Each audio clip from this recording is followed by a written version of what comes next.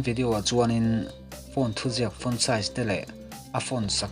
kan du ang a zuk thlan chhuah dana kha a kan soi dawn ani ma saberin phone size an thlak tur chuan in setting a kan kalanga kan phone setting a khan atuna kam phone mana hi Redmi ni a midang phone te nei khan alo in ang chi alo mai thiam a se a om na te ka ti ang kha chu a in ang do tlang pui zel ani ti khan setting a kan lut ta ta han kan scroll thlanga ta hianin display ti hianin ka lut ton ani display a lut ta chuanin atwa kan scroll thla lai hi text size om ta text size ani ta hi a size thlak na ni a phone size kha kan ti len du chuan he ta hianin ta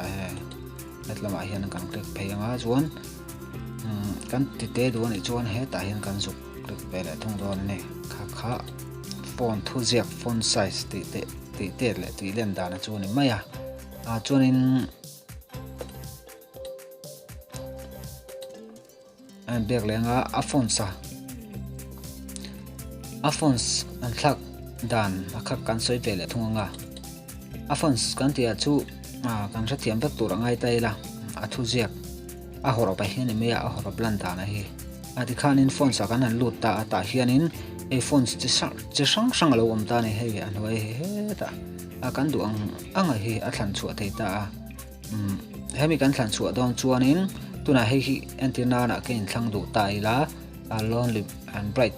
ti horop ang hi ka keyboard akhan om du ta ila hei hi ka suk tik anga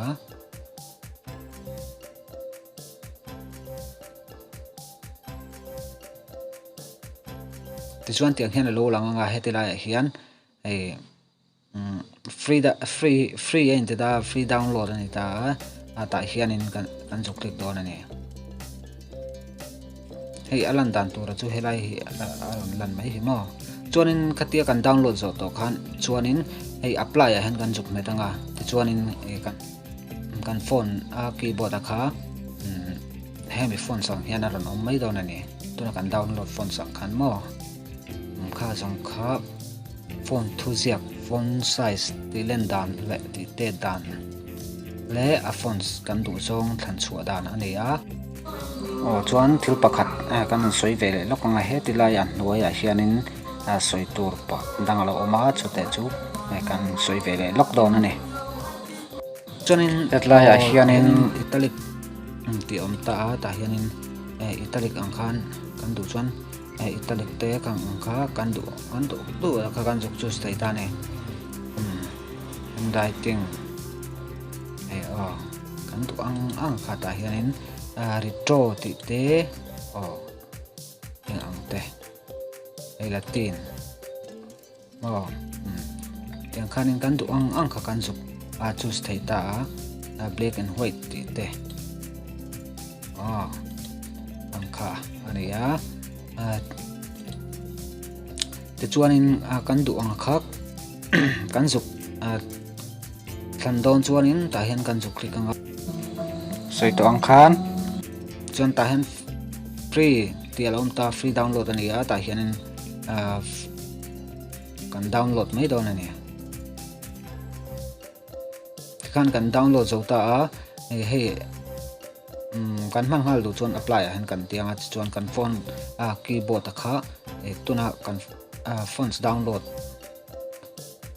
ang khanin alo om to mai don ani kha phone size ti lan dan le ti te dan le a phone sa kan du zong thlan ta na kha ani a clear tu ten lo tang kai pui ngei kan be se ya